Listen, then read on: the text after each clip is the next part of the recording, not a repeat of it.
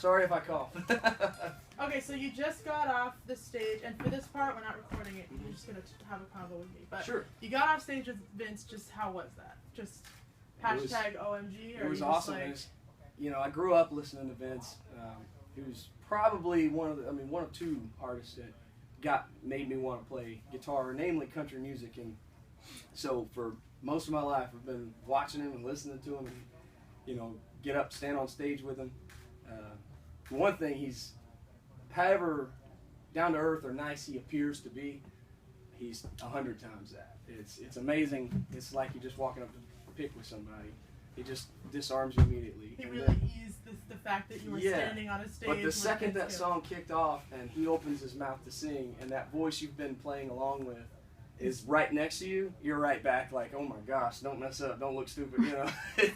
The nerves come right back, you know. Like, it hits you. What were some of the things that you put in your, when you were writing your composition there for him, some stuff that you're like, oh, he's going to dig that? I know you probably remember that question, but. Well, for the video that I submitted,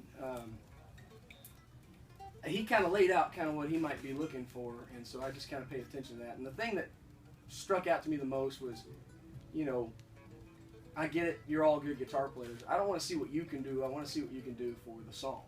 And so what, you know, to me it seemed like it would be important to dig into it. What's the song about? What's it saying? What's the feel of it? What's the feel of the song? And it kind of struck me as a kind of a Fleetwood Mac Eagles kind of sounding thing. Yes. So, believe it or not, a lot of you guys were mentioning the Eagles, which I think he'd probably be down to hear that too. But no, he might have been going for that. It's a pocket. I think you're totally. It's the pocket that you know he wanted you to get in. That's right. So for me, it was finding that, and there is one specific part though that I did aim at him when I was coming up with something to play. The way I did it was I literally just set up recording gear, like an iPad video, and me play.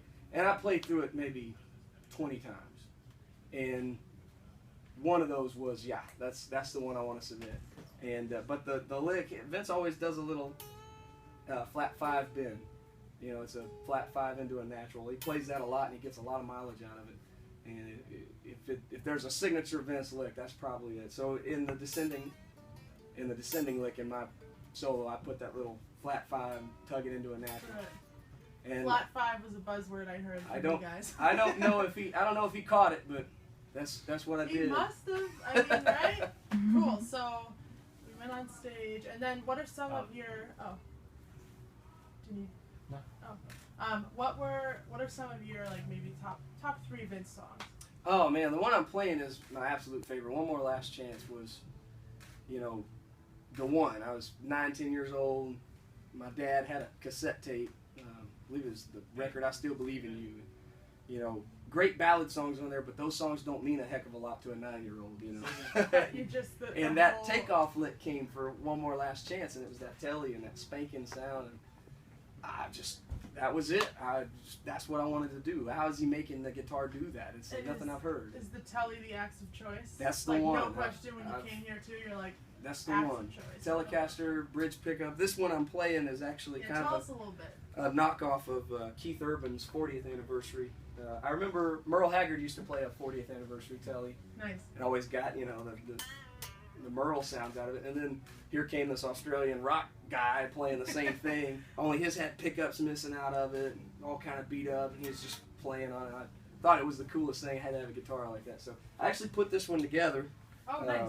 I can't afford a 40th anniversary because they're rare and expensive. So this one's not worth near as much, but it is kind of made after that. So it's got the flame top and the flame neck, and then pickups missing out of there. So a lot of you guys have custom stuff, which is really neat. Oh, it's kind of like, I think guitar players and hot rodders, car guys, kind of are the same way in that respect. Nobody just goes and buys a car and says, that's it, I'm cool because I got this really cool brand new Ferrari. Everybody just thinks you're pretentious when you have that. But when you have this car that you've ripped the motor out of and the whole Gone in 60 Seconds thing, right? That's right. It's your car. Nobody else's car is your car. It's like the Beach Boys, you know. Nobody can touch my 409.